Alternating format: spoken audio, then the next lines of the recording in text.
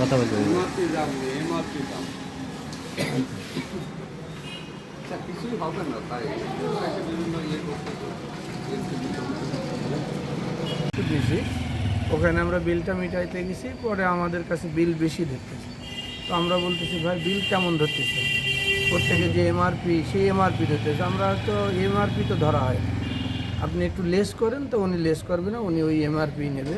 আমাদের সাথে আবার মাতৃসেবার মনিরুল ভাই ছিল, মনিরুল ভাই বলতেছে তো আমিও তো একটা হসপিটালের মালিক ভাই, আমি তো ওষুধের দাম জানি, তো আপনি সেইভাবে রাখেন, কিন্তু উনি কোনো কিছু মানবে না, উনি ওটাই রাখবে। পরে মনিরুল ভাই রিকোয়েস্ট করছে, আমি বলতেছি কিন্তু আমাদের সাথে রাফ ইউজ করতেছে, এর মারতে পর্যন্ত গেছে, তুই তোমারই করতেছে। আপনাকে মারতে গেছিল? হ্যাঁ মারতে গেছিল, তুই তোমারই করতেছে, গালি দিছিল, অনেক আজেবাজে ব্যবহার করছিল। আমাকে তো দামই দিচ্ছে না। আমি বলছি ভাই আমাদের বাসা তো যশোর, ভাই কই তোর বাসা যশোরটা আমরা কী করবো? হ্যাঁ, কিন্তু আমরা তো ভাই যশোরে বসবাস করি, আমাদের একটা রাজনৈতিক পরিচয় আছে, আমরা সেটাও এখানে দিই।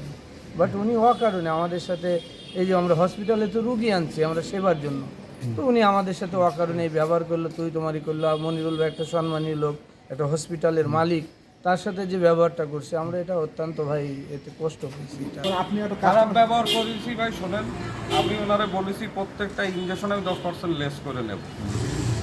উনি সেটাই উনি বলেছে কি যে 10% না, ওনার কিনা হিসাবে দাম দেওয়া লাগবে, কিন্তু কাস্টমারটা বিদায় করা পর্যন্ত সে আমার সময় দিচ্ছে না।